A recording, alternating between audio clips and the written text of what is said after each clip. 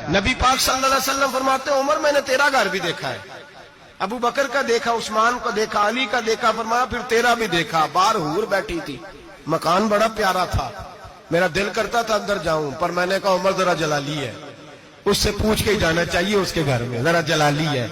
صحابہ کہتے ہیں فاروق اعظم چیخ مار کے روئے، کہنے لگے میں کہاں، میرے اس یہاں کی حقیقت کتنی، مجھ سے 100 لاکھ تو کافی ہے، اشارہ تیرا۔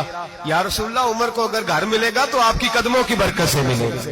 یا رسول اللہ اب یہ کیا فرما رہا؟ نبی پاک فرماتے ہیں میں بارگاہ خداوندی میں پہنچا، بارگاہ خداوندی میں پہنچا، اللہ نے فرمایا ابھی میرے لیے کیا لائے ہو؟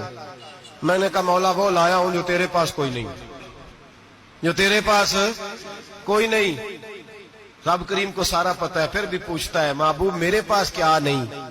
فرمایا تیرے پاس عاجزی لے کے آیا ہوں، تجھ سے بڑا کوئی نہیں، تو کس کے آگے عاجزی کرے گا، سب سے بڑا تو ہے، میں عاجزی لایا ہوں۔ تو کہا بھی مانگ لے۔ او بھائی بچے بڑے پیارے ہوتے ہیں، لوگ جب ہاتھ اٹھاتے ہیں نا تو میں نے دیکھا ہے ماں باپ اپنے لیے بعد میں مانگتے ہیں، اولاد کے لیے، اور بالخصوص جو بیٹی ہوتی ہے نا، بیٹی میری بھی ایک بیٹی ہے، وہ لپٹ جاتی ہے، کہتی ہے صاحب گئے تھے تو لائے کیا ہو؟ پہلے جانے سے پہلے وعدہ کرنا پڑتا ہے کہ جانے دو کچھ لے کے آئیں گے، اور جب آئیں تو آتے ہی تلاشی دینی پڑتی ہے کہ صاحب کیا لائے۔ او بھائیو میرا اور آپ کا پیار تو اور طرح کا ہے، دنیا میں اگر کسی نے بیٹی سے پیار کیا ہے تو مدینے والے حبیب نے سیدہ فاطمہ سے کیا ہے، حسن اور حسین سے کیا ہے۔ اس پیار کو نہ کوئی تول سکا، نہ کوئی ناپ سکا، نہ کوئی بھانپ سکا۔ معراج کی رات جب نبی پاک سے رب کریم نے کہا کہ بولو محبوب کیا چاہیے، کسی کمزور روایت میں بھی نہیں ملے گا کہ نبی پاک نے کہا اے اللہ فاطمہ کے لیے کچھ دے، اے اللہ حسن حسین کے لیے کچھ دے۔ امتی بھول جاتا ہے، اسے خیال ہی نہیں آتا، یہ سوچتا ہے کیسے حضور کی فرما برداری کروں۔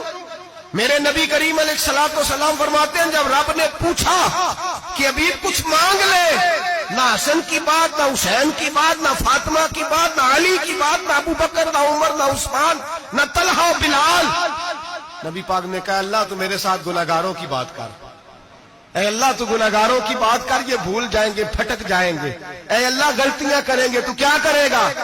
تو رب کریم نے کہا محبوب میں تیرے ساتھ وعدہ کرتا ہوں تیری آدھی امت بغیر حساب کتاب جنت میں داخل کر دوں گا۔